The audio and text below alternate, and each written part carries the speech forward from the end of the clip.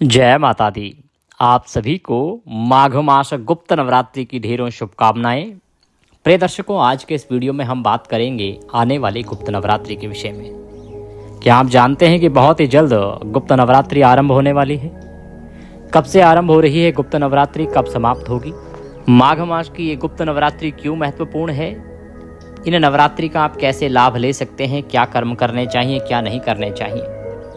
क्या एक गृहस्थी व्यक्ति को गुप्त नवरात्रि रखने चाहिए कि नहीं रखने चाहिए? क्या क्या कार्य हैं जो गुप्त नवरात्रि में रखे जा सकते हैं? जवारे बोए जा सकते हैं कि नहीं? माँ की चौकी स्थापित करनी है या नहीं? किस प्रकार से उनका समापन करना है? अष्टमी को करना है, नवमी को करना है, कंजक बिठानी है या नहीं बिठानी है? और यदि हम विधि विधान से करना चाहते हैं ये नवरात्रि तो कैसे कर सकते हैं? कब हमें जवारे बोने हैं? कलश स्थापना के लिए क्या शुभ मुहूर्त रहेगा? इस प्रकार से संपूर्ण विधि विधान और जानकारी आने वाले गुप्त नवरात्रि के विषय में इस वीडियो के माध्यम से आपको प्रदान की जाएगी। आपसे निवेदन है कि वीडियो यदि थोड़ा सा भी उपयोगी लगे तो कृपया एक बार लाइक अवश्य कर दीजिएगा। परमेश्वरी भगवती का आशीर्वाद प्राप्त करने के लिए कमेंट बॉक्स में अवश्य लिखिएगा जय माँ आदिशक्ति। माता रानी के आशीर्वाद से आपकी सभी मनोकामनाएं पूर्ण होंगी। आप देख रहे हैं देवभूमि ज्योतिष संस्थान का प्रतिष्ठित यूट्यूब चैनल देवभूमि धार्मिक। हम यहाँ पर सभी व्रत और त्योहारों की सही शास्त्रीय जानकारी प्रदान करते हैं। ज्योतिष शास्त्र और पंचांग के आधार पर आपको बताते हैं कौन सी तिथि कब है, व्रत आदि कब करना है, क्या विधि है, क्या नियम है और क्या गलती नहीं करनी है। यदि आप सभी व्रत और त्योहारों की सही शास्त्रीय जानकारी पाते रहना चाहते हैं तो कृपया चैनल को सब्सक्राइब कीजिए और बेल आइकन को प्रेस कीजिए। जब आप सब्सक्राइब का बटन दबाएंगे तो वहाँ एक घंटी का निशान बना हुआ आएगा, उसको अवश्य दबाइएगा, तभी आपको हमारे सारे वीडियो प्राप्त होंगे, अन्यथा आपसे जानकारी छूट जाएगी। आइए प्रिय दर्शकों, जानकारी आरंभ करते हैं। बात करते हैं आने वाली नवरात्रि की, गुप्त नवरात्रि की। प्रिय भक्तों, यूँ तो नवरात्रि वर्ष में 4 बार आती हैं। 2 जिनको आप जानते ही हैं, एक जिससे नवे संवत की शुरुआत होती है जो चैत्र मास में आती है तो चैत्र नवरात्रि कहलाती है। दूसरी अश्विन मास में आती है, अश्विन नवरात्रि कहलाती है।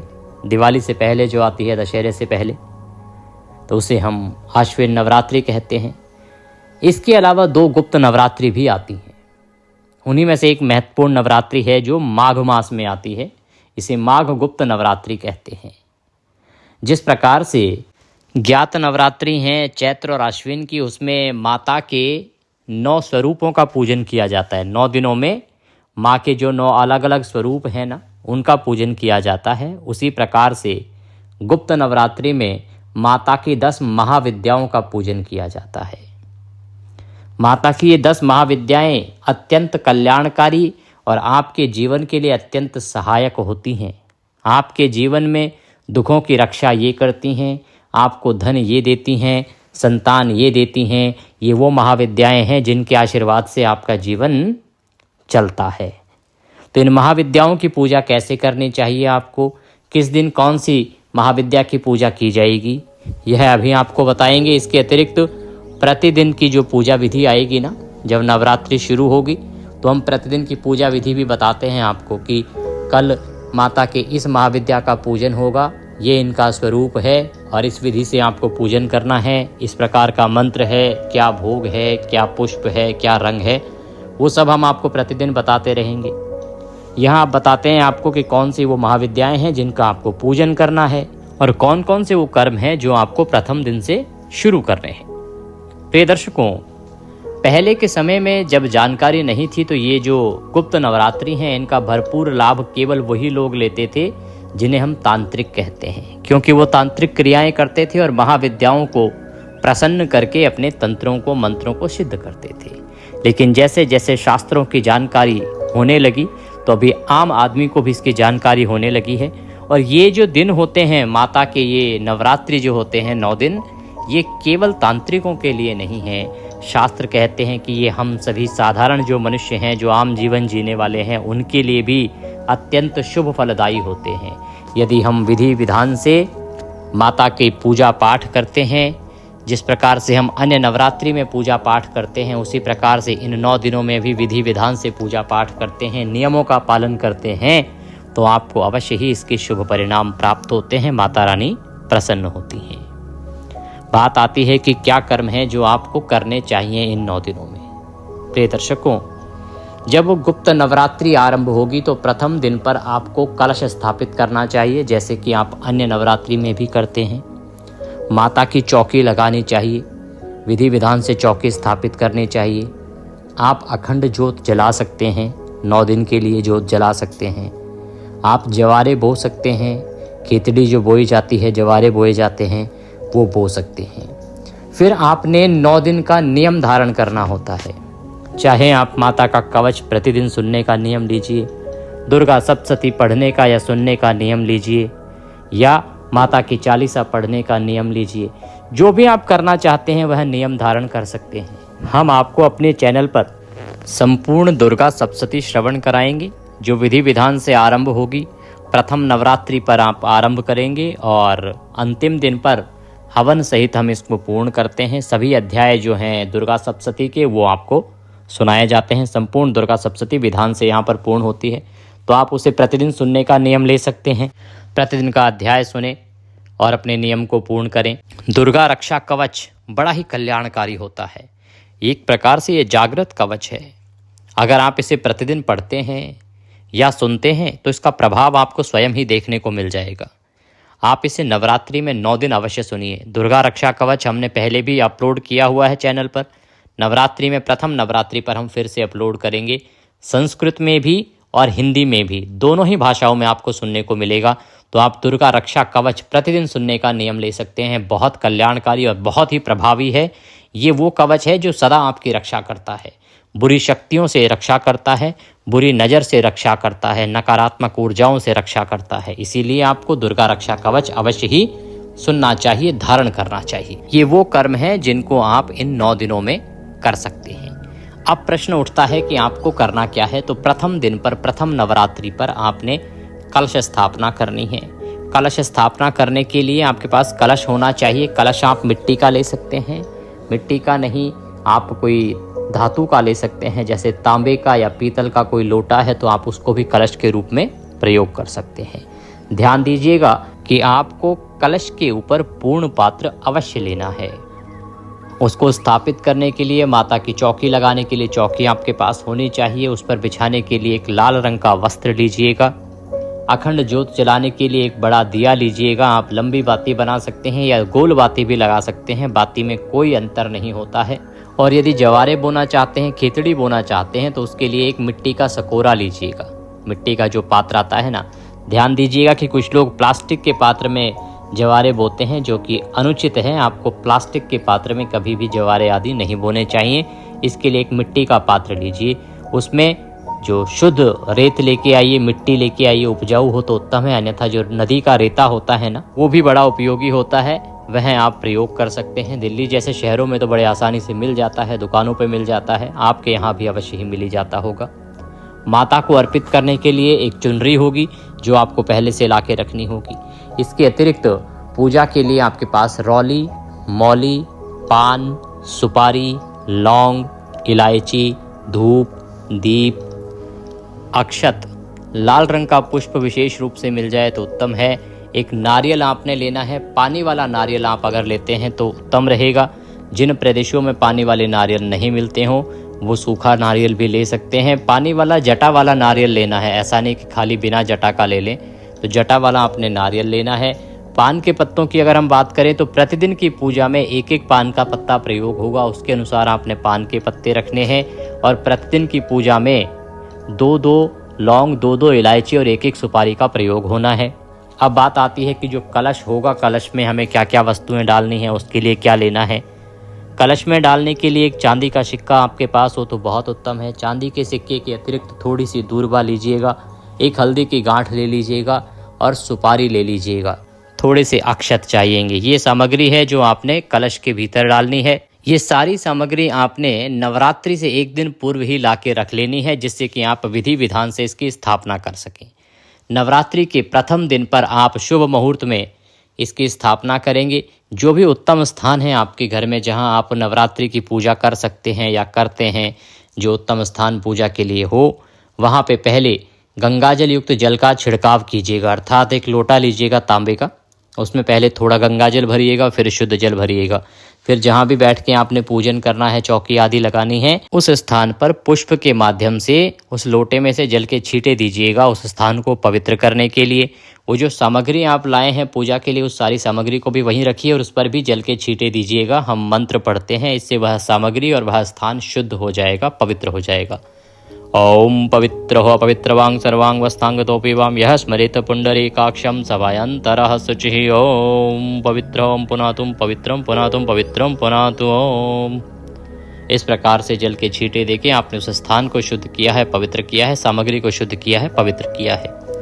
अब आप उस स्थान पर चौकी को बिछाइए। चौकी पर लाल रंग का वस्त्र बिछाइए। माँ आदिशक्ति की तस्वीर आपके पास है या प्रतिमा है तो उसको स्थापित कीजिए। उनके सामने कलश को रखेंगे।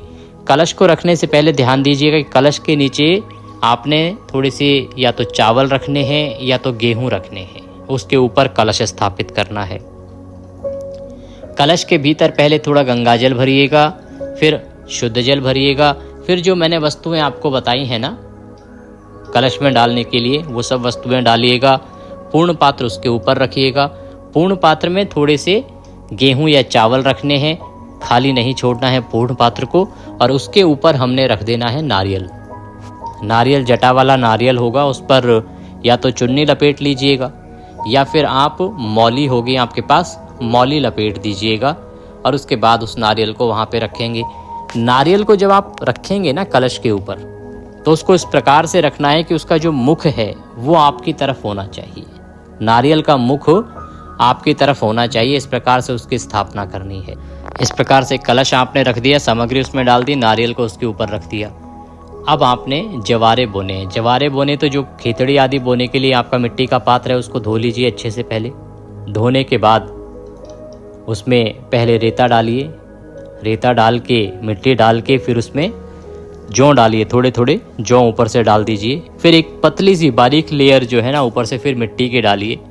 थोड़े से जल के छींटे उसमें दे दीजिए और वह स्थापित कर दीजिए। अब घी का दिया रखेंगे, अखंड जोत। जोत को रखने से पहले स्थान बनाइए। जोत के नीचे या तो थोड़े से चावल रखिए या तो थोड़े से गेहूं रखिए, उसके ऊपर ही आपने ये जोत रखनी है। कभी भी दीपक जो है ना वो सीधा नहीं रखा जाता, डायरेक्ट नहीं रखा जाता, नीचे आसन दिया जाता है, तो आसन के रूप में वो रखिए। उसके ऊपर उस जोत को स्थापित कीजिए, उसमें घी भर दीजिए खूब सारा। इस प्रकार से आपने माता की तस्वीर को विराजमान किया, कलश को स्थापित किया अर्थात रखा है। पूजन के बाद उसकी स्थापना होगी। जवारे आपने बो दिए हैं और दीपक को आपने स्थापित कर दिया है, स्थान दे दिया है। ये सारी चीज़ें इस प्रकार से रख देनी है। फिर आप इनकी विधि विधान से पूजा करके स्थापना करेंगी। तो पूजा करके स्थापना कैसे करनी है इसकी जानकारी मैं पूजा विधि वाला मेरा अगला वीडियो आएगा उसमें अवश्य ही प्रदान करूंगा, क्योंकि अभी मैं सब बताने लगूंगा तो ये वीडियो फिर आधा घंटे का हो जाएगा। अभी हमारा मूल विषय है कि ये नवरात्रि पर आपको क्या करना है, क्या नहीं करना है, कैसे करना है और कब से नवरात्रि है।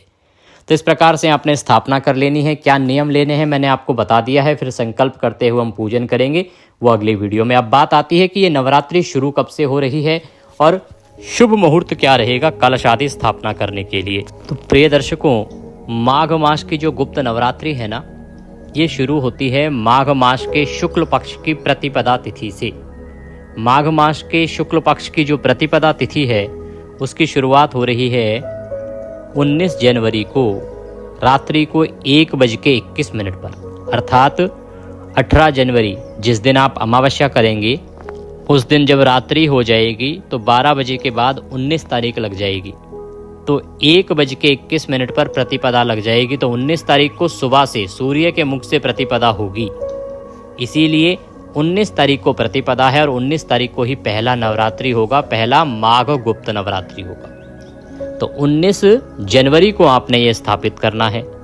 19 जनवरी से आप शुरू करेंगे। मुहूर्त बताएं उससे पहले बताएं कि इसकी अष्टमी कब करनी है आपने और कब पूर्ण होगा। तो अष्टमी रहेगी प्रिय दर्शकों 26 तारीख को। 26 को अष्टमी है और 27 तारीख को रहेगी नवमी। 26 जनवरी गणतंत्र दिवस पर अष्टमी होगी और 27 तारीख को नवमी रहेगी। जिनके यहाँ अष्टमी होती है वो अष्टमी करें, जिनके यहाँ नवमी होती है वो नवमी करें। वैसे तो नवरात्रि का जो समापन है वो दशमी को होता है, 9 दिन की पूजा और 10वें दिन विसर्जन होता है। विसर्जन कैसे करना है उसकी विधि आदि मैं आपको बता ही दूंगा समय आने पर, क्योंकि विसर्जन जो है ना इसका बड़ा महत्वपूर्ण होता है। प्रतिदिन की पूजा भी बड़ी महत्वपूर्ण होती है, इसीलिए हमारे साथ जुड़े रहिएगा जिससे कि आप प्रतिदिन की पूजा देख सकें और उसका लाभ ले सकें।